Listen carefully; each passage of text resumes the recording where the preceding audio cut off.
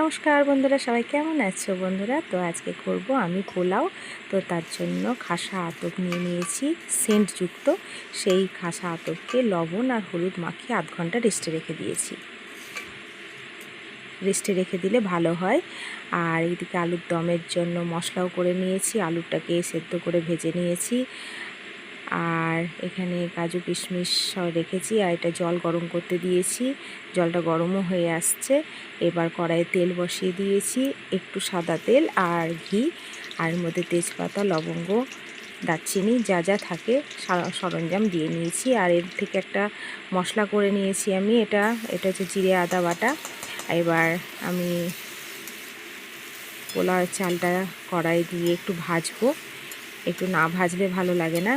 এটা একটু ভাজা হলেই আমি জিরে আদা বাটাটা একটু লঙ্কা দিয়ে, লঙ্কার গুঁড়োও দিতে পারেন, ভাজাও দিতে পারেন, যে যেমন পারেন দিয়ে ভালো করে এটা একটু মাখিয়ে নিয়ে ভাজবো, যাকে বলে। একটু ভাজলে পোলাওটা একটু বেশ সুগন্ধি আসে। আর ভাজাটা কীভাবে কতটা করতে হবে, বেশ পুড়িয়ে দিলে চলবে না, আর বেশি নাড়লেও চলবে না, এইভাবে ভাজতে হবে। যখন এইটা ভাজতে ভাজতে একটু দলা পাকিয়ে পাকিয়ে আসবে, ছাড়ো ছাড়ো না, একটু গোটা গোটা ভাব আসবে, তখন এটাকে ছেড়ে দিতে হবে। এই দেখুন কড়াই খুন্তি থেকে এটা এইভাবে নামবে, বুঝতে পারছেন তো? তাহলে বোঝা যাবে যে এটা ভাজাটা হয়ে গেছে। বেশ সুন্দর সুগন্ধি একটা বেরোবে। আর আলুর দমের জন্য আমি জিরে আদা বাটা দুটো টমেটো আমি ভালো করে মিক্সিতে পেস্ট করে নিয়েছিলাম। আর এবার জল দেখুন গরম হয়ে গেছে, ফুটেও গেছে, দিয়ে দিয়েছি। চালটা ফুটতেও লেগেছে, এটা মাপ করে চাল দিতে হবে। আর এর মধ্যে কাজু কিশমিশ দিয়ে দেবো। চিনিটা হচ্ছে 150 গ্রাম, 500 চালের মধ্যে আমি 150 চিনি দিয়েছি। কেউ বেশিও দিতে পারেন, কেউ কমও দিতে পারেন, এটা নিজের ওপর আন্দাজটা নিজের ওপর, ঠিক আছে? কে কেমন মিষ্টি খান, কে কেমন মিষ্টি না খান।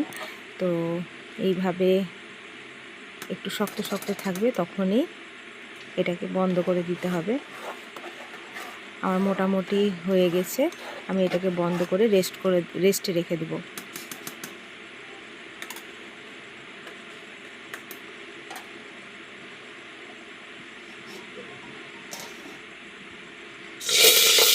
আর এর মধ্যে যে মশলাটা করেছিলাম, এটা সম্পূর্ণ গরম মশলার যে মশলাটা পেস্ট করেছিলাম, হালকা ভেজে ওটাকে দিয়ে দিলাম।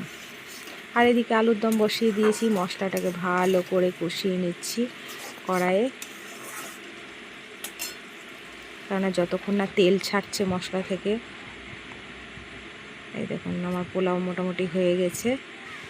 এটা একটু ফ্যানের হাওয়াতে দিয়ে দেবো শুকনো হতে। আর এই দেখুন আলুর দম কেমন কালারটা হয়েছে দেখুন, সম্পূর্ণ নিরামিষ রান্না, অসাধারণ লাগে খেতে। আর কটা ভাজাভুজি করে নিয়েছি, 5টা ভাজা, ভেন্ডি, পটল, কচু আর আলু, আর কি ছিল আর একটা, যাই হোক এটা ভেজে নিয়েছি। আর থালা সাজিয়ে দিয়েছি। আজকে আছে আমার হাজব্যান্ডের জন্মদিন, তার জন্য আমি এই থালাটা সাজিয়ে নিয়েছি, সম্পূর্ণ নিরামিষ, কেননা ও নিরামিষ খায়। কেমন হয়েছে বন্ধুরা? তো আমার ছেলে বাবাকে একটু পায়েস খাইয়ে দিল। যাই হোক, এইভাবে আজকের জন্মদিনটা পালন করা হলো। তার জন্যই পোলাও, সাদা ভাত, আলুর দম, সব রকম ভাজা, আর এদিকে দুটো বেগনি ভেজে নিয়েছি, বেগনিটা ভাজা খেতে বেশি ভালোবাসে বলে।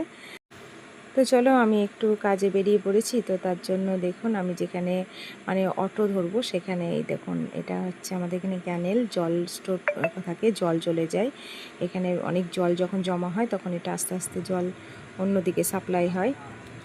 তো এই দেখুন চারিদিকটা দেখুন কি সুন্দর মনোরম পরিবেশ।